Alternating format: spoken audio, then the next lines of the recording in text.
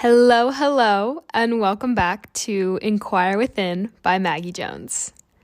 So, for today's episode, I wanted to talk all about energy and how energy is energy, quite simply.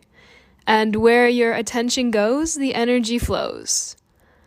So, this episode is also loosely, succinctly said, kind of about how to get out of a funk.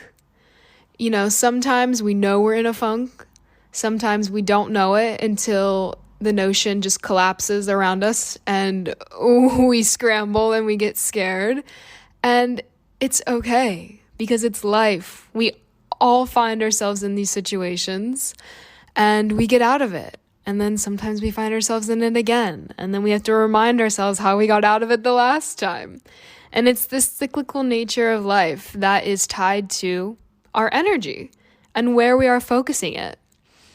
So I wanted to share with you my reminders that I go back to and the pep talks that I give myself, that I read over and repeat over, and just that help me move in life because we can't stay in one place long.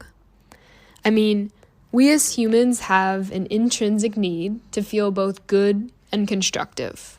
There are so many scientific studies to back this up, so I'm not just speaking fluff to you.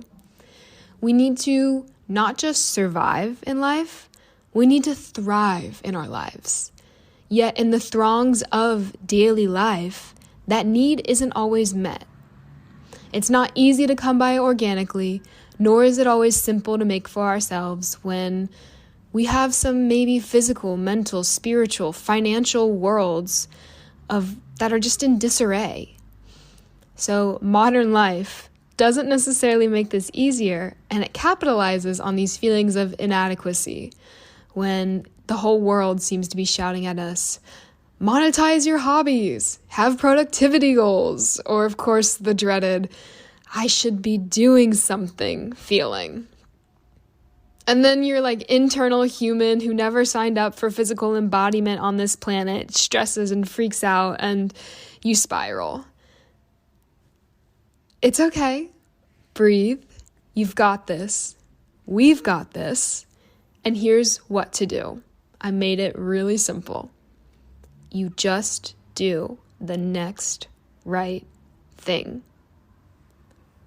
It is more so of the utmost importance that you don't stagnate in any planes of your life. You are allowed to feel pain for your situation or for the situation that the world finds itself in, but you can't allow yourself to stay there.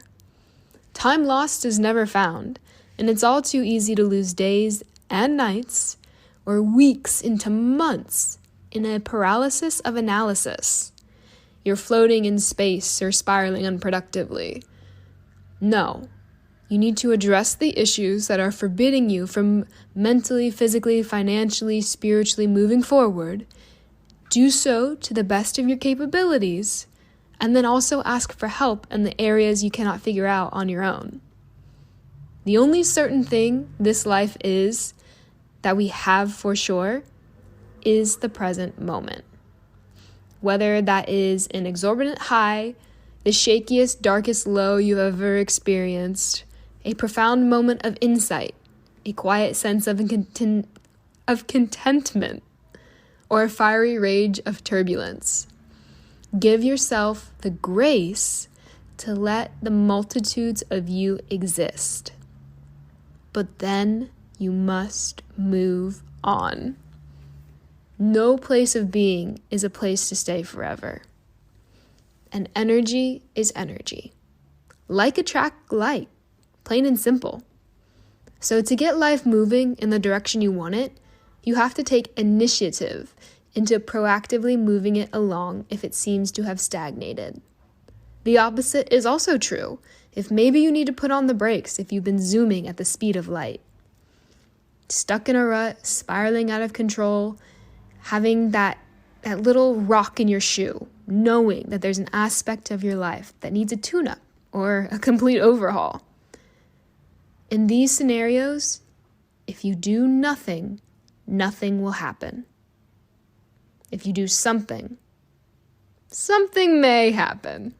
It's more likely than if you do nothing. Now, what needs to be done and what qualifies as measures of suitable change is going to vary from person to person, as priorities and life circumstances do.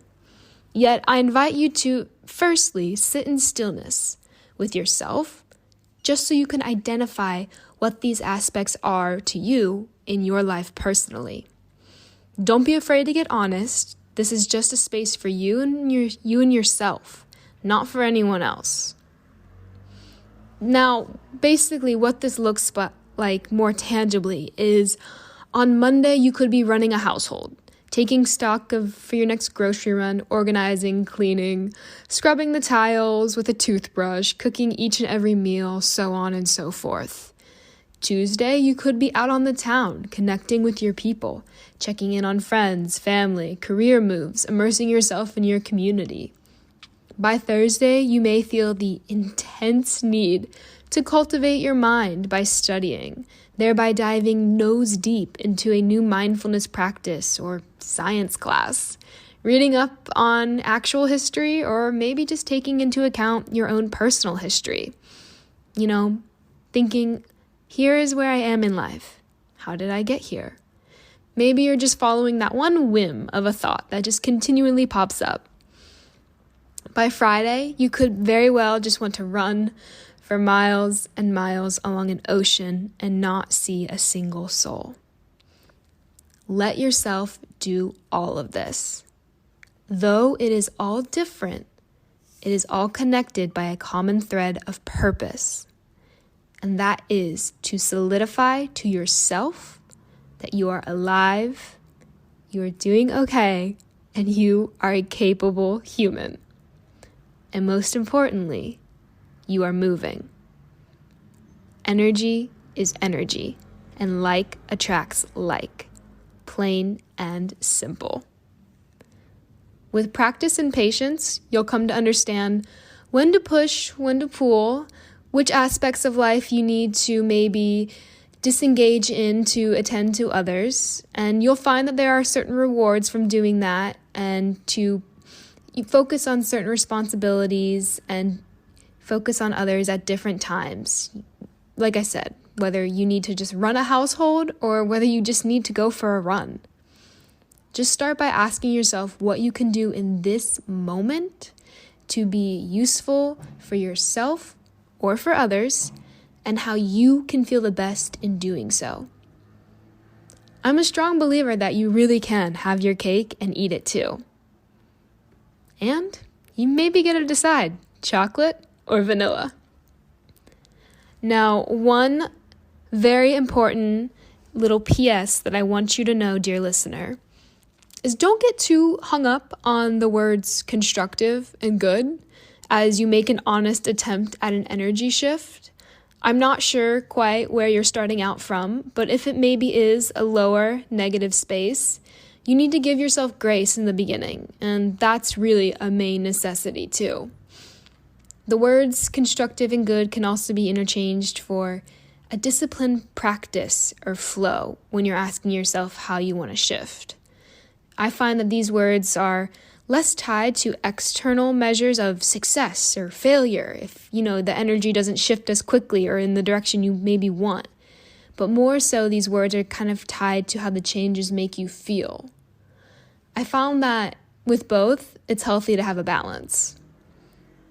So I hope you enjoyed my thoughts on energy and how to keep it moving in this day and age. And please, please, please be kind to yourself, be kind to others, and I hope you enjoyed. With immense heart, Maggie.